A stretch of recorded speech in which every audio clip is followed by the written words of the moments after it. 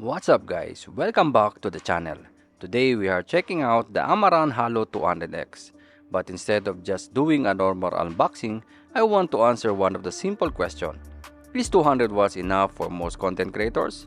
For YouTubers, product videos, interviews, and home studios? Let's find out.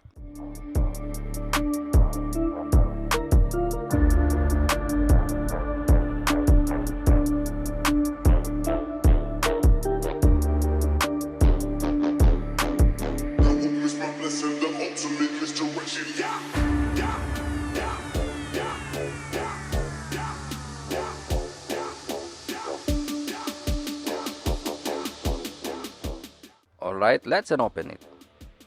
Here we have the Halo 200X. And first impression, it's actually pretty compact for 200 watts light.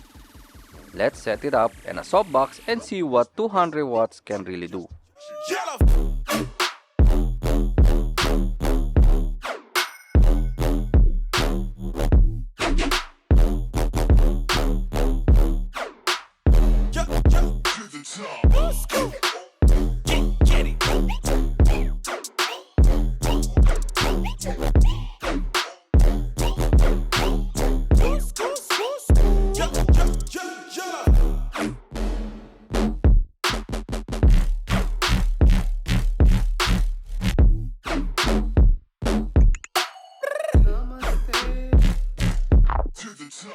Alright guys, this is my normal talking head setup.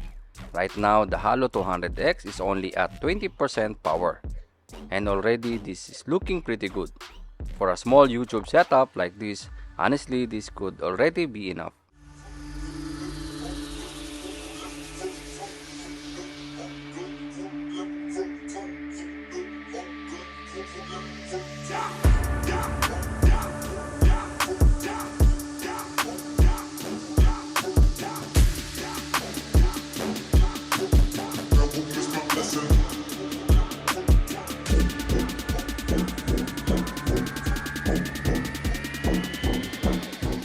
Now, let's go at the 50%. That's a lot brighter. And most of the content creator, I think this is already more than enough.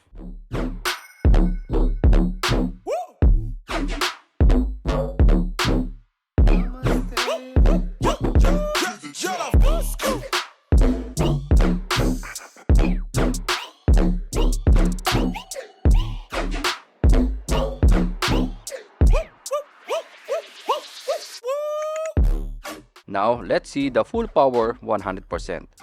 That's bright. For my normal talking head setup, I probably wouldn't even need to use this full power. But having the extra output gives you more flexibility if you want to move the light further away or use heavy diffuser.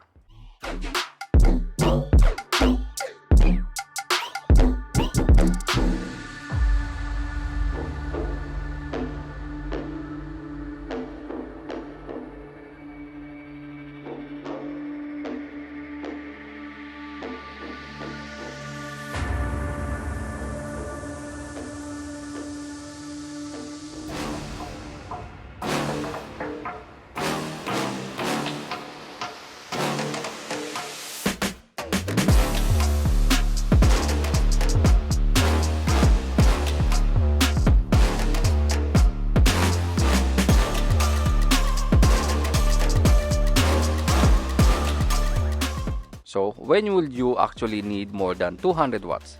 Maybe if our lighting is much bigger space, using very large diffusion, or trying to complete a strong daylight. That's where 300-600 watts or even more can make sense.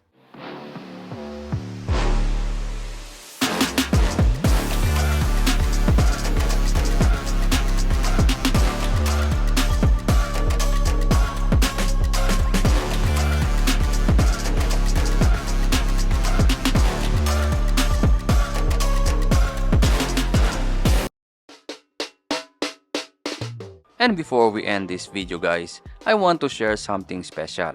As someone who loves cameras, photography, and filmmaking, I'm starting a new journey in one of the most beautiful islands in the Philippines. Introducing Siquijor Camera House, a camera rental service made for travelers, vloggers, and creators visiting Siquijor. Soon you can rent cameras, lenses, and creator tools. From simple travel cameras, vlogging setup, up to cinematic creator packages. So even if you travel without bringing your own gear, you can still capture amazing memories because when you visit a beautiful place like Siquijor, don't just explore the island. Capture your story. Our rental service is coming soon, so please support us by liking and following our official Facebook page, Siquijor Camera House. Be part of our journey from the beginning. Rent, shoot, and explore.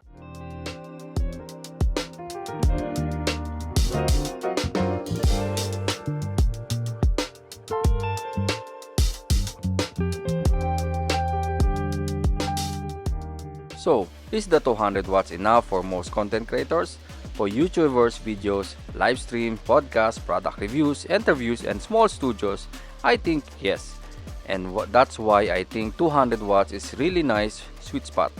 You have enough power for everyday content creation plus some extra headroom when you need it.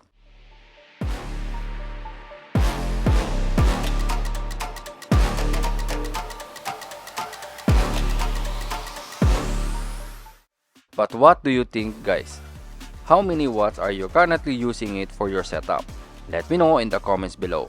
And if you enjoy camera, lighting, and filmmaking gear content, consider to subscribe and I'll see you in the next one.